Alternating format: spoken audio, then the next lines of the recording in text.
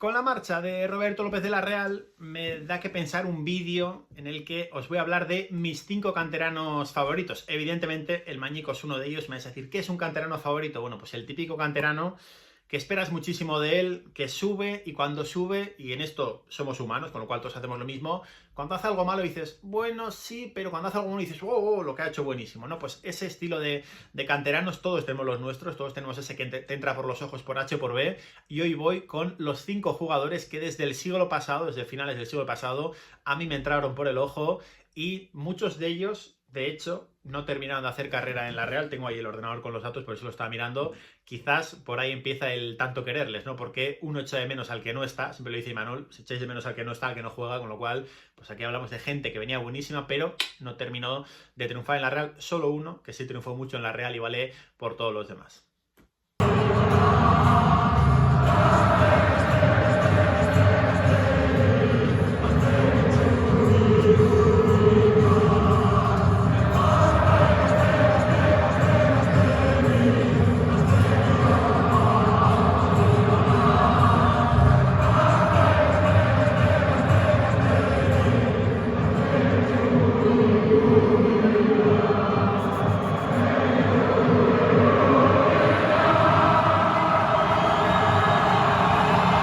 Vamos a empezar en el final del siglo pasado, en el final de la década de los 90, cuando la Real jugaba en un estadio con pistas, la Real jugaba con Craft Auto en la camiseta y en un vídeo de otra época, un vídeo absolutamente legendario, todos lo habréis visto, pero Joseba Llorente debutó con la Real con un gol contra el Club Deportivo Numancia. Aquel día echaban a Alberto, me acuerdo de estar escuchándolo en casa, porque en aquella época yo no era socio y no se podía ver todo el fútbol, escuchándolo en casa, expulsan a Alberto, se adelanta el Numancia. Creo que en el debut de Iker Álvarez en Primera División con la Real, un detalle guay, Alberto llevaba una camiseta y Iker Álvarez llevaba otra, la verdad que un detalle de otro fútbol, el Numancia se adelanta, la Real empata y en el tramo final, pues ese centro de Mikel Aranzábal que se come, Mikel Aranzábal iba a decir, de Agustín Aranzábal, estaba pensando Mikel Antía, creo que la roba, Antía se la da a Agustín Aranzábal, y el centro de Aranzábal que se come Álvaro Núñez, el portero del Numancia, que era un buen portero, y ahí aparece Joseba Llorente con su cabecita, ¿no? Esa imagen de Llorente diciendo, ay Dios, que metió un gol en la neta, Llorente así agarrándose la cara. Bueno, pues todos cogimos un cariño tremendo a Joseba Llorente a partir de aquel momento, un Joseba Llorente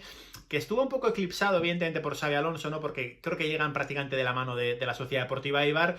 Y claro, es que vienes con una estrella mundial mientras la Real sigue fichando gente en tu sitio, ¿no? Una espinita clavadísima que tengo, os lo he dicho en un millón de vídeos, es que Joseba Llorente no triunfará en la Real y más por cómo habla de la Real, ¿no? Joseba Llorente vive bastante alejado de los medios, pero el día del PSG estaba en Movistar hablando del fútbol y le preguntaban creo por el PSG y salió por la tangente, ¿no? Diciendo el mérito que tiene la Real con tanta gente de casa, de estar aquí, de competirle bien, tal.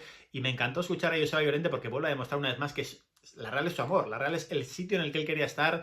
Sí, que decir, Joseba Llorente imagino que cambiaría la mitad de los goles que marcó un Pucelo en Villarreal o las noches de Champions con el Villarreal por una con la Real, simple y llanamente por una con la Real. Incluso te diría, puedes cambiar muchos goles con el Pucela y Joseba Llorente creo que es el autor de uno de los goles más rápidos de la historia de la Liga. Seguro que lo cambia porque su remate al larguero del día del Betis hubiera ido para adentro porque ese gol le habría acabado dando la Liga a la Real. Joseba Llorente tuvo una carrera en la que sale, revienta, nos encantaba a todos, pero el gol cotiza alto. La Real no terminó de darle nunca la alternativa y luego tuvo la mala suerte que en la 2002-2003, cuando él ya estaba preparado, porque cuando salió lo demostró, porque generaba muchas cosas, algún gol creo que marcó en Huelva, pues estaban Nijati y Darko por delante, y si aquel año no jugó prácticamente Óscar de Paula, que era pues un delantero que era una fantasía y de cabeza era una locura para lo no tan alto que era Óscar de Paula, pues la verdad que pues Joseba Llorente, ¿qué iba a hacer? Bueno, pues sentarse y aprender, ¿no? Y aquel año, pues tuvo que aprender hasta latín. Joseba Llorente tuvo que hacer las maletas, Joseba Llorente se fue a la Sociedad Deportiva Eibar y allí conoció a un tal David Silva con el que casi sube a Primera División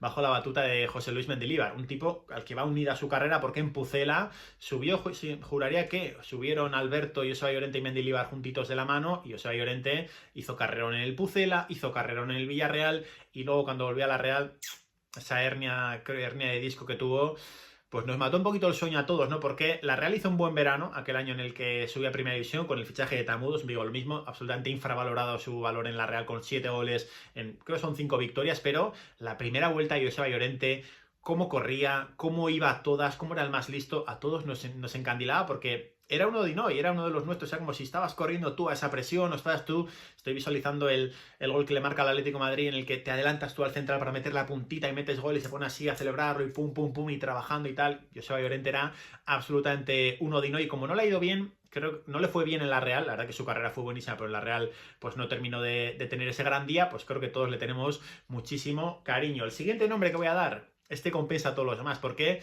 yo a Sir Yarramendi, lo he dicho un millón de veces, le conocí en el Mundial de Corea, el Mundial de 2007, cuando era juvenil, y me acuerdo ponerme a verlo, era mi generación y tengo una infografía de marca con los 20 nombres de los jugadores que de hecho en la entrevista con Fran Merida le dije, tengo aquí el nombre y le fui diciendo uno por uno y Fran Merida estaba en ese vídeo. A Yarra yo le conocí en aquel torneo, jugó el tercer partido, salió en la final a tirar un penalti y lo falló. En la convocatoria era el único que no había fallado, todos los días hacían al final de los entrenamientos penaltis, y Yarra era el único que no lo había fallado, y Yarra salió en la final y falló contra Nigeria. Y Yarramendi salió y dijimos, este chico tiene que salir cuanto antes, porque Javi Ross debutó con 18 años, pero a Yarra le esperamos hasta los 21. Debutó en Villarreal de manera bastante efímera, en primera división. Antes había debutado en Elche en segunda el último día de la Real. Y Yarra, cuando subió, ya demostró que este chico es que es un escándalo, que no era rápido, que no era tal. Y Yarra hacía que el balón fuera una velocidad. Él tenía el fútbol en la cabeza y era un futbolista pues para marcar una época como finalmente ha acabado marcando la Real, ¿no? Porque hay poca gente, muy poca gente en este mundo que tenga la foto levantando un título de la Real, y uno es Asier Yarramendi, lesionado, me da igual porque Asiercho la levantó en la cartuja para todos, para el cielo, para siempre, y solo por eso ya compensa. Y Yarra, solo por ser de mi quinta, ya me encantaba, pero luego es verdad que hay jugadores de tu quinta que te entran más por el ojo, menos por el ojo, pero este chico verdaderamente es la inteligencia hecha futbolista.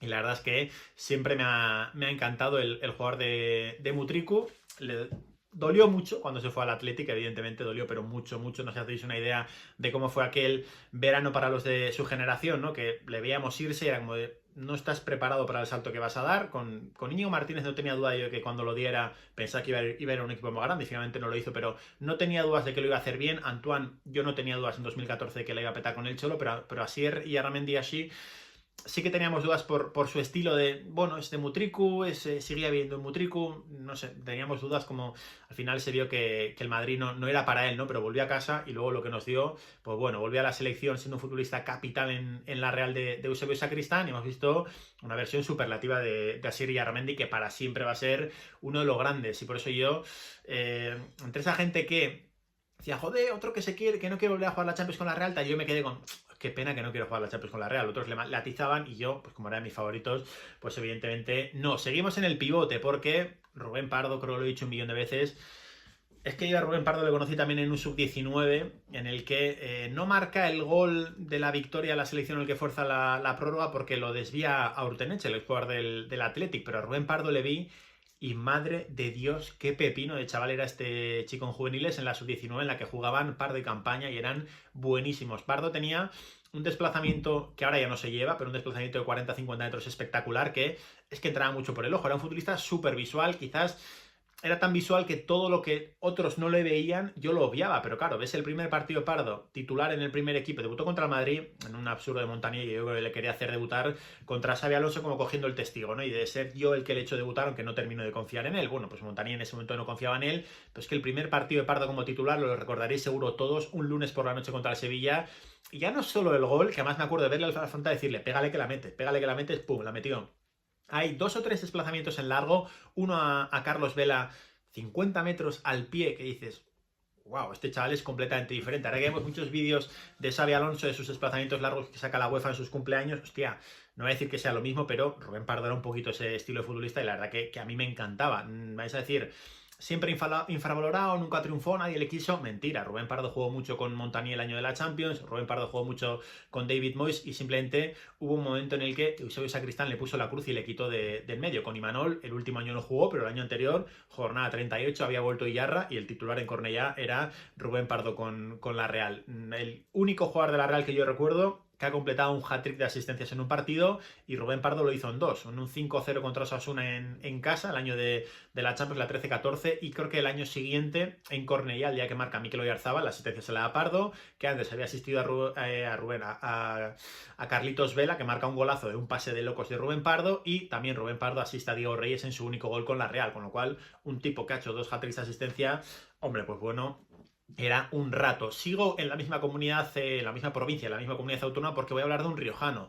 Pablo Hervías también, lo mismo. Pablo Hervías y Chomin Barcino nos habían hablado maravillas de ellos y por H por B no terminaron de llegar ninguno de los dos al primer equipo con continuidad, ¿no? Yo no sé si Barcino, no sé si iba a debutar con el primer equipo. Pablo Hervías sí, debutó contra el Español un día en el que Carlos Vela hizo una maravilla en un pase muy de pardo, pero que hizo Markel Vergara, que dejó solo a Vela, que controla con el pecho, se marcha y fusila a Kiko casi en el último minuto de la 13-14. Bueno, pues aquel día debutó Pablo Hervías, que se le veía como muy necesario. Yo me acuerdo mucho del debate con Elche y con Sansi, de les gustaba a Bruma, ya, yo me lo quedaría y decía, no, es que para tener a Bruma pones a Pablo Hervías, porque salió y la verdad es que la cesión con Osasuna le fue bien. A mí me acuerdo que aquel verano yo estaba trabajando en Madrid y mi jefe era de Osasuna, era Navarrico, y me decía, este chico nos ha dado la salvación. Me hablaba de, nos habéis endiñado a cada muro, que le llamaban cianuro, y dice, y Hervías nos ha dado la vida para salvar a Osasuna del descenso a Segunda B. Pero aquella cesión paró un poco todo, ¿no? Porque Pablo Hervías había estado bien antes, había estado bien con Yagoba. El día que el Getafe nos remontan a Noeta, él marca un gol en el 90 y creo que el Getafe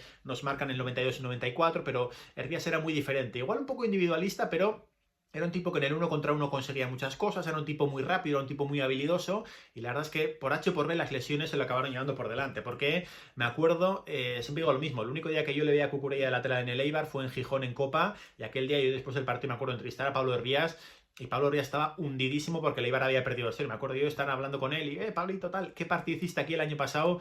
Creo que no sé si era el playoff con el Pucela. Me decía, sí, el año pasado sí, pero este año no. El año del ascenso del Pucela de Pablo Hervías es un año tremendo, buenísimo, que le veíamos y decíamos, ostras, este chico va a acabar siendo lo que pensábamos, pero tuvo una lesión muy grave de cruzado, ¿no? Una en el Eibar y no sé si otra en el Pucela, y al final pues no terminó llegando, pero era un futbolista que me encantaba ver. Y terminamos esto. Voy a dejar fuera, para que sepáis, a gente como De Pedro, porque yo no le vi subir. Xabi Alonso era un pepino, pero no es el típico, no sé, no le cogí el cariño, era la leche, pero no le cogí ese cariño como a otros. Antoine, Xavi Prieto, Aguirreche y Riesgo, por ejemplo, a mí me gustaban mucho, y a Riesgo le he defendido mucho de que el año que la Real no sube en Vitoria, creo que Riesgo tenía que ser el portero por delante de Bravo, porque eso era la Real, intentar sacar dinero por Bravo y quedarte con el portero de la cantera, pero bueno, al final se acabó quedando Bravo y Riesgo fue el que salió aquel año, y evidentemente Bravo era mejor portero, pero creo que en ese momento de la Real lo que tenía que hacer era eso. Y cierro esto con Roberto López, porque este vídeo, la idea me la ha rescatado la marcha de Roberto López.